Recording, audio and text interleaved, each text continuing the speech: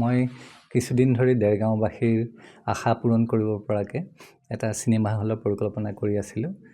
শেহতীয়াকৈ মই অসম চৰকাৰৰ ওচৰত ফিল্ম ফাইনেন্স এণ্ড ডেভেলপমেণ্ট কৰ্প'ৰেশ্যনৰ তেখেতৰ ওচৰত মই আবেদন জনাইছিলোঁ সাহাৰ্য হেৰিৰ কাৰণে, যিহেতু এইটো এটা যথেষ্ট খৰচী এটা বিষয়। এটা 2খন স্ক্ৰীণৰ যদি চিনেমা হল এটা বনাবলৈ যোৱা হয় প্ৰায় 1.5 কোটিমান টকাৰ প্ৰয়োজন হয়, কেতিয়াবা তাতকৈ বেছিও হয়।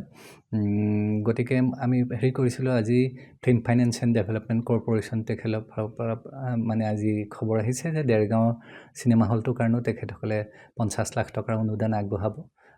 তাৰে ভাবোঁ আমি কিছুখিনি আগবাঢ়িব পাৰিম আৰু আমাৰ সময়সীমাৰ ভিতৰতে আমি কামখিনি শেষ কৰিবলৈ যত্ন কৰিম। পৰিকল্পনাটো কেনেকৈ হাতত লৈছে, কিমান দিনৰ ভিতৰত মানে ভাবি আছিলোঁ বিহুৰ ভিতৰতে আমি কৰিব পাৰিবলৈ চিন্তা কৰি আছোঁ, কাৰণ এই শেষৰ সময়খিনিত যথেষ্ট সময়ৰ প্ৰয়োজন হয়। গতিকে সেইখিনি সময় হেৰি হ'লেই গম পাম আৰু যে তথাপিও আমাৰ ভাবি আছোঁ যে বিহুৰ ভিতৰতে কৰিব পাৰিব নেকি, চেষ্টা কৰি আছোঁ। মানে কামখিনি এটা ভাল গতিৰে আগবাঢ়ি হয় ইতিমধ্যে সেইটো ফ্ল'ৰৰ আমাৰ ওপৰৰ টিঙৰ কামখিনি হ'লগৈ। বাকী একষ্টিকৰ কাৰণে কথা পতা হৈছে, চাউণ্ডৰ কাৰণেও কথা পতা হৈছে। তেনেধৰণে আমি হেৰিখিনি আগবঢ়াই নি আছোঁ। কিমান আসন থাকিব তাত? 2খন স্ক্ৰীণৰ ব্যৱস্থা কৰা হৈছে, এখনত 140ৰ পৰা 150 আৰু এখনত 70 জনৰ কাৰণে ব্যৱস্থা কৰা হৈছে। অসম চৰকাৰৰ যিটো সাংস্কৃতিক পৰিক্ৰমা বিভাগে আপোনাক যিহেতু এইটো অনুদান আগবঢ়াইছে, কি ক'ব?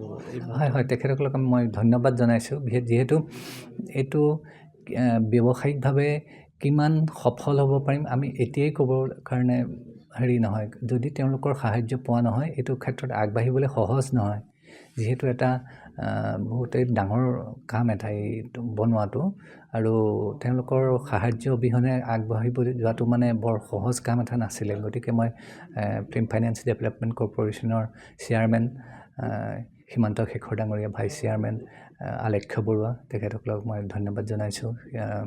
বিমল বৰা ডাঙৰীয়া, আমাৰ মুখ্যমন্ত্ৰী ডাঙৰীয়াকো ধন্যবাদ জনাইছোঁ।